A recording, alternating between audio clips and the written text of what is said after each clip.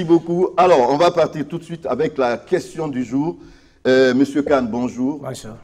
Comment allez-vous? Alhamdulillah. Alors, comme je le disais tout à l'heure, alors on va parler de la Ruqya, médecine, c'est-à-dire la médecine prophétique. Oui. Est-ce qu'elle peut être un facteur de développement pour un pays?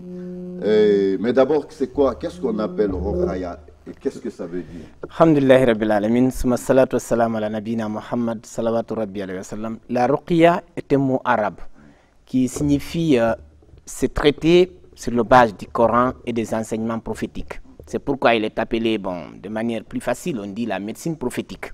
C'est ce qu'on appelle la Ruqya en arabe. Et la question posée, c'est de savoir est-ce que ça peut être un facteur de développement pour une nation.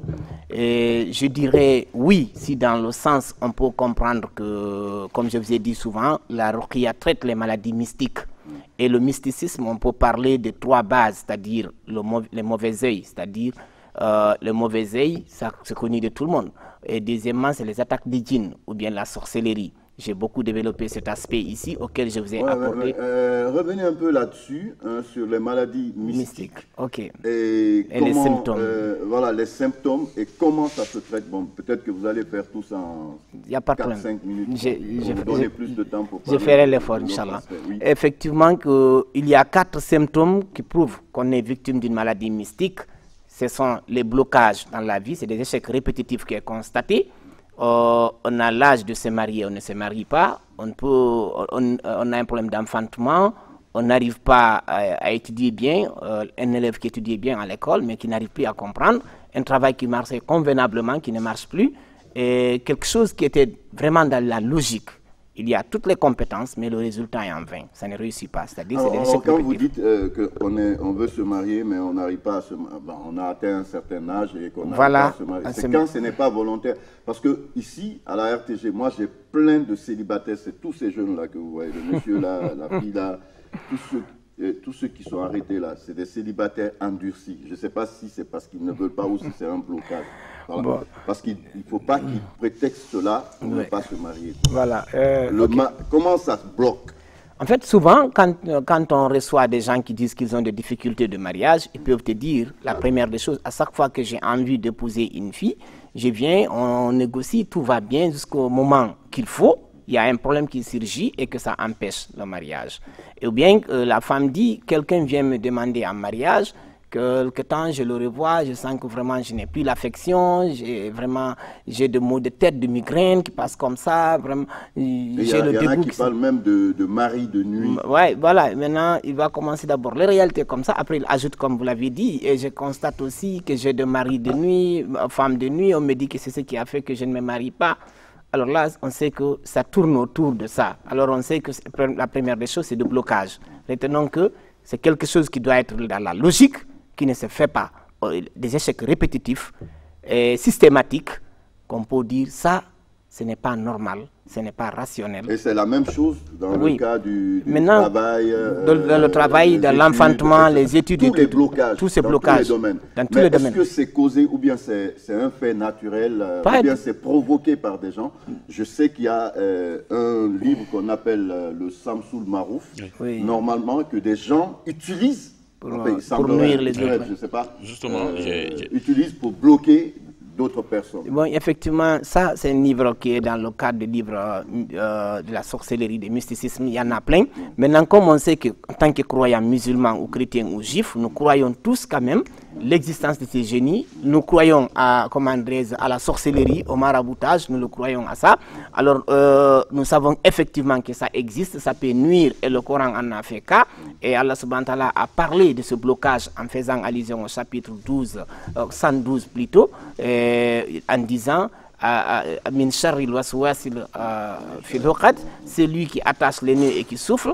Et min sharri hasidin iza hasad, c'est l'envie quand il manifeste l'envie. On comprend par là comme on sait que le but fondamental, c'est d'empêcher la personne de réussir sa vie, alors on peut faire de nœuds, on peut attacher des choses, la tête d'un enfant, le travail de quelqu'un, la procréation, le ventre d'une femme, on peut le faire. Ça, alors, c'est le blocage. Alors, le deuxième symptôme, c'est quoi? Ce sont les maladies anormales. Une maladie est dite anormale lorsque la médecine conventionnelle n'arrive pas à la traiter. On va à l'hôpital, on dit que le médecin dit, je ne vois pas ce que tu souffres, je ne comprends pas. On te donne des médicaments, ça ne part pas. Ça, c'est les maladies anormales, maux de tête, maux de ventre et tout ce qui suit. Alors, et surtout, il y a même un aspect de ça. Il y a des enfants, des petits bébés qui sont nés, on trouve qu'il y a de malformations, ou bien de fois même, pendant l'évolution de l'enfant, dans les cas de 3 à 4, 6 mois, on constate que la tête n'est pas stable toujours, on a des problèmes de cou, les membres ne fonctionnent pas normalement. On sait qu'il y a deux cas qui peuvent poser ça. Premièrement, ça peut être le mauvais œil, c'est-à-dire on voit un bébé, on se met à étonner, quel beau bébé, ça c'est flatterie, ça peut avoir le mauvais œil. Et en deuxième aspect, on peut ensorceler la mère et que l'enfant soit né avec ces malformations. Ça au moins c'est connu, et par la grâce de Dieu, ça se résout.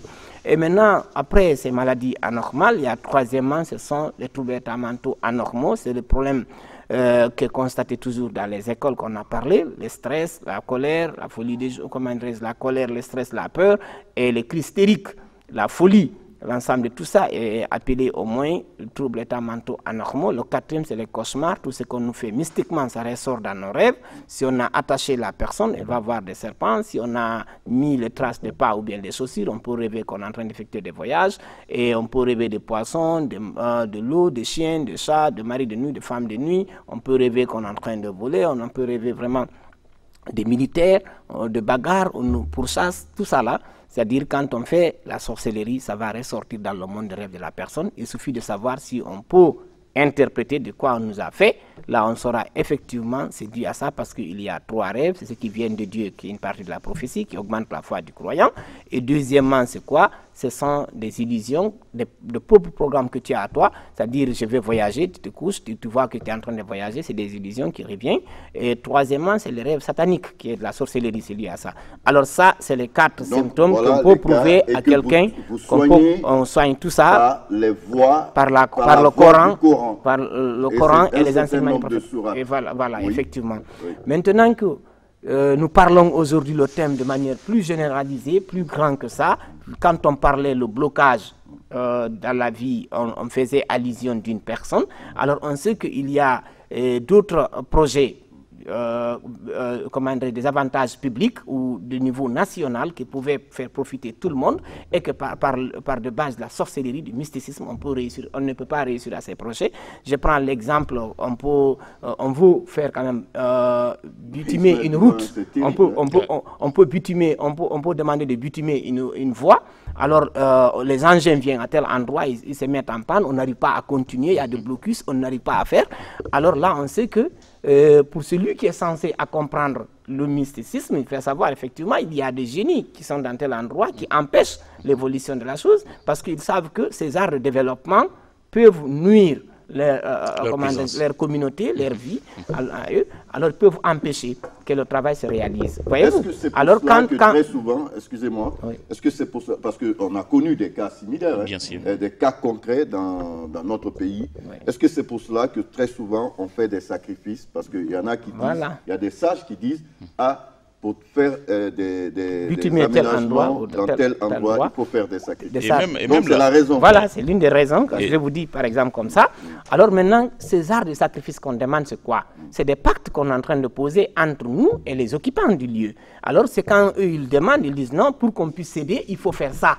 Et lorsque les gens font, ça ne fera que les augmenter en puissance. Parce que quand on verse le sang, c'est comme si c'est du carburant pour les génies, voyez-vous?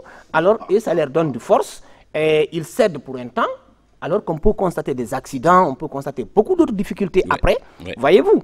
Alors, et si on passait par la voie du Coran, parce que les génies et les humains sont créés tous pour un même but, adorer Allah subhanahu wa ta'ala.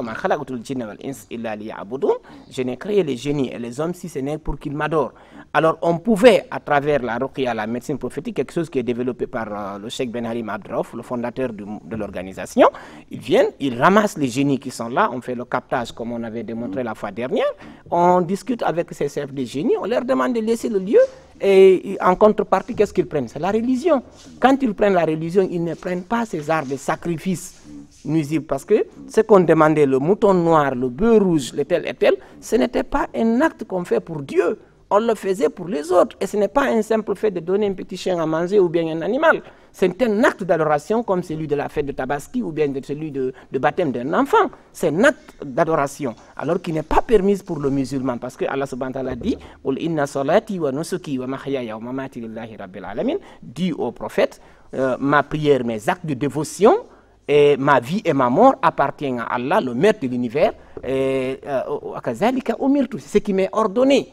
Il m'est interdit d'associer à un autre. Voyez-vous, alors, pour un premier temps, alors je peux dire, dans ce cadre-là, voici un autre facteur aussi qui peut faciliter le développement. Et il y a aussi des lieux hantés, qu'on peut constater des maisons, des écoles. Par exemple, le cas de la Guinée, quand on avait constaté les crises hystériques en milieu scolaire partout, ça a envahi le pays, on était obligé d'inviter le Cheikh Ben Halim Abdraouf. Quand il est venu en Guinée officiellement par le département des affaires religieuses, qu'on avait eu en ordre de mission, on l'a invité en Guinée, on a sillonné les 4 pays, on a formé des secouristes, on a formé des spécialistes. Alors je dirais par là, l'ensemble de ces différents centres, on a 30 centres en Guinée, ça participe effectivement au développement. Ces jeunes qui sont formés, c'est de l'éducation. Ces jeunes qui sont opérationnels aujourd'hui, c'est de l'emploi jeune. Ces jeunes qui contribuent à la politique socio-sanitaire de notre pays, non seulement on peut voir certains facteurs de développement sanitaire, économique, social. Ça, je répondrai à la question, je dirais que oui, c'est affirmatif. Et si nous prenons aussi d'autres aspects, celui de l'éducation, parce qu'il y a pas mal de jeunes aujourd'hui qui sont voués à de stupéfiants, et le flux socio-juvénile qu'on constate. Alors, des fois, vraiment, ils sont insensés. Tu te poses même la question à ces jeunes, pourquoi tu bois de l'alcool, pourquoi tu fumes, pourquoi tu n'étudies pas, pourquoi tu fais ça et ça et ça et ça. L'enfant n'arrive pas à démontrer, à expliquer. Et quand tu poses la question à la famille, et ils disent, auparavant, pourtant, avant tel âge, il était comme ça, comme ça. On constatait que tout était dans la logique. Et brusquement, un jour, ça basculait sans connaître la raison. Voyez-vous? Alors, si on arrive à traiter ces jeunes-là et qu'on les rejette dans la société, ils peuvent avoir effectivement aussi autre contribution que celui de la bonne utilité. Voyez-vous? Il y a pas mal des aspects qu'on peut citer. L'éducation, la santé, l'économie, l'environnement, l'ensemble de tout ça là peut se faire. Et même il y a plus que tout ça, par exemple, il y a des pays voisins qui avaient invité le fondateur de cette organisation. Ces pays-là avaient des crises sociopolitiques, chez eux, des déchirures. Je crois que ce n'est pas la peine d'énumérer tellement ces pays, mais quand il a été invité dans ces pays, le but était quoi? C'est de faire des prières pour, en fait, enlever tous ces mauvais esprits qui sont en train d'inciter les gens à ces déchirures. Voyez-vous? Alors, pas mal de ces pays de la sous-région dont il a été quand même sollicité dans ce sens. Côte d'Ivoire, au Burkina Faso, au Mali, voisins. Alors, il y a eu des cas vraiment qu'il était venu, comme il était venu chez nous pour le cas de crise hystérique en milieu scolaire. Alors, je dirais que c'est un facteur effectivement participatif au développement d'une nation. Ismaël. Voilà, au développement d'une nation, moi je suis même ébloui par l'exposé vraiment de M. Khan. Je suis... il a marché sur ma langue parce que j'ai voulu poser en quoi ça pourrait vraiment être un facteur de développement. Mais puisqu'on parle de développement, on parle effectivement de l'évolution sociale, oui. On parle de la protection sociale, on parle de la santé et autres. Oui. Et son sujet est focalisé sur ce domaine. Mais moi, mon problème, c'est quoi? Par rapport à vraiment toutes ces valeurs, comment vous comptez vraiment faire en sorte que cela pourrait être visible dans tous les domaines de la vie? La première des choses, c'est de vous approcher, hommes de médias. Nous avons fait ce premier pas, communiquer à travers les gens, sensibiliser, dire de manière individuelle, si vous êtes affecté par ces problèmes du mysticisme, traitez-vous par le Coran. Alors là, on les a donné des versets du Coran. Prenez ça, vous allez vous soigner vous-même. Voici si ces symptômes-là apparaissent, sachez bien que vous êtes victime d'une maladie mystique. On les a énumérés, les 4 symptômes. On a donné ici des versets qu'ils peuvent utiliser, que je peux même répéter si possible. La Fatiha, Ayat al-Kursi, Qul Huwallahu Falaq et Nas, et ajouter les versets spéciaux qui se situent dans 3 autres chapitres qui parlent de l'histoire des sorciers de Pharaon et le prophète Moïse. Et c'est le chapitre 7 au verset 117 jusqu'à 122, et le chapitre 10 au verset 81 jusqu'à 82, et le chapitre 20 Taha au verset 68 à 70. L'ensemble de tout ça, quand tu lis dans l'eau et tu te laves, ça peut enlever tout ce qui est de mysticisme, tu peux retrouver ta santé. Si c'est de blocage, ça peut te faciliter. Si c'est ta voiture qui a des problèmes à tout moment, tu n'arrives pas à réparer, tu asperges au niveau du moteur, tu laves ta voiture. Bien, comme ça. Si c'est le travail, tu asperges le bureau ou bien l'atelier. Tout ce qui était mystique, ça va être détruit comme l'eau qui détruisait le feu. Bien, vous parlez de traitement. Vous-même, vous utilisez, c'est-à-dire vous êtes le centre de votre propre traitement, on vous donne quelque chose. Mais pour quelqu'un qui n'a jamais étudié, n'est-ce pas, les versets coraniques, quelqu'un qui n'a jamais écrit une seule phrase en arabe, comment ce dernier pourrait être vraiment apte? Nous avons pu le faire à travers, quand même, en faisant des enregistrements, en écrivant par les alphabets français. S'il ne peut pas du tout, il vient, il se soumet dans les centres pour que les centres sont ouverts. Il y a 30 centres. À Conakry, ici, nous avons 2 centres. Il vient dans les centres, il se traite. Nous sommes près de 40 pays maintenant. Ils viennent dans ces différents pays, ils se traitent. Voyez-vous, alors pourquoi on a donné les 2 volets? La formation, elle est gratuite, c'est pour que tout un chacun ait l'accès à la chose. Aujourd'hui, il n'y a pas un village, il n'y a pas un quartier, on ne peut pas retrouver un sorcier, on ne peut pas retrouver quelqu'un qui peut nuire. Mais alors si nous pouvions aussi avoir partout, comme on trouve des musulmans de partout, chacun peut lire le Coran, chacun va à la mosquée, dans chaque quartier il y a une mosquée, alors tu approches ton imam, tu dis j'ai entendu à la télé ou bien à la radio, ces différents versets, lisez-le pour moi dans l'eau, il va lire, tu vas l'utiliser. C'est-à-dire qu'on n'est pas obligé, si on ne connaît pas le Coran, tu ne connais pas, tu donnes à quelqu'un. On peut demander à quelqu'un qui a des connaissances. Il le fait pour toi.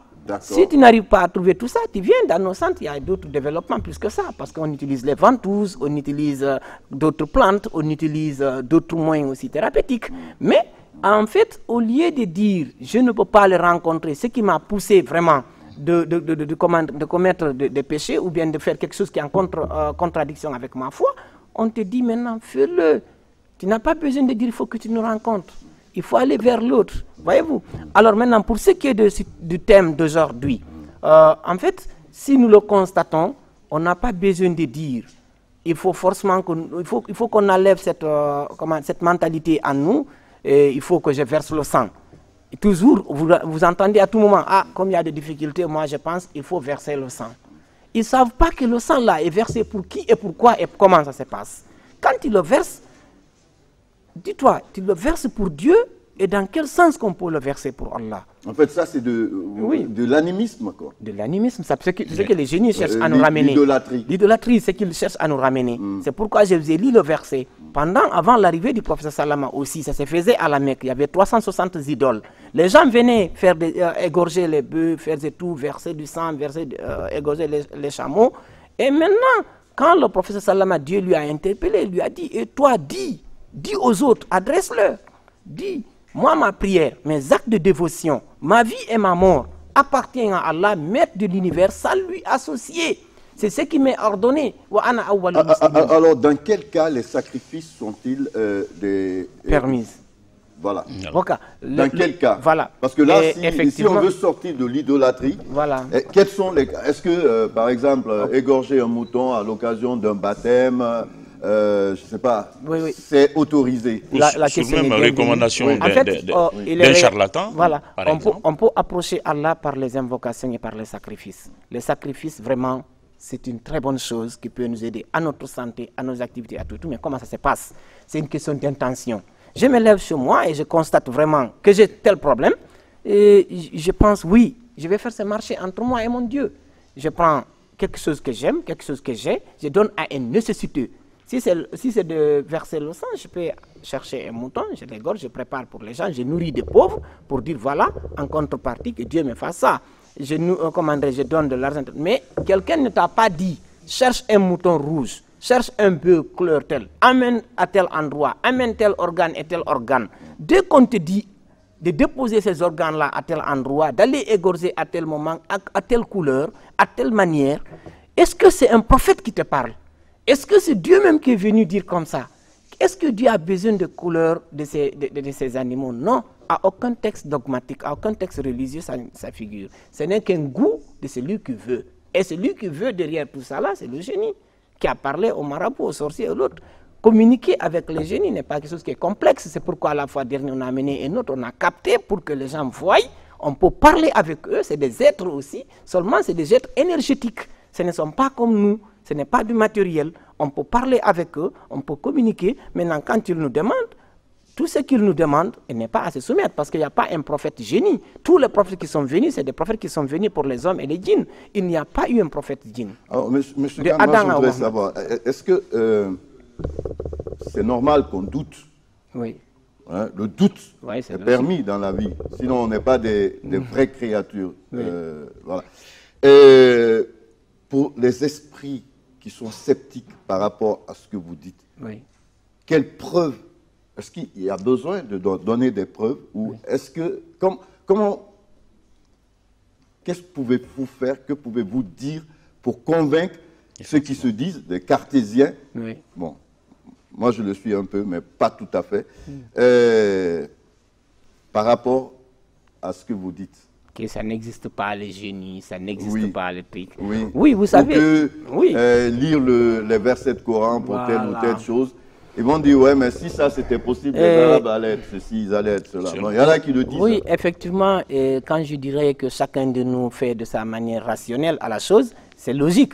Mais si je demandais quand même qu'on me démontre le Coran, quand je parle à cette question, démontrez-moi le Coran, on me dira de regarder la lumière. Mais je ne peux pas voir le courant en tant que tel, c'est l'effet du courant que je vois. Voyez-vous? Alors, quand je vous ai expliqué ici, je dis que les génies sont créés du feu. Le feu, c'est de l'énergie. Alors, on ne peut que de l'énergie en nous, on ne peut que ressentir. On ne peut que sentir la chose.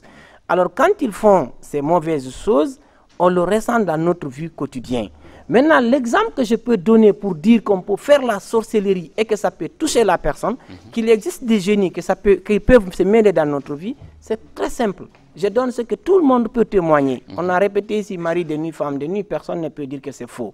Parce qu'on ne peut pas réunir ici 10 personnes majeures sans que ces 10 personnes, on ait le 9 au moins qui disent que j'ai fait le rêve érotique.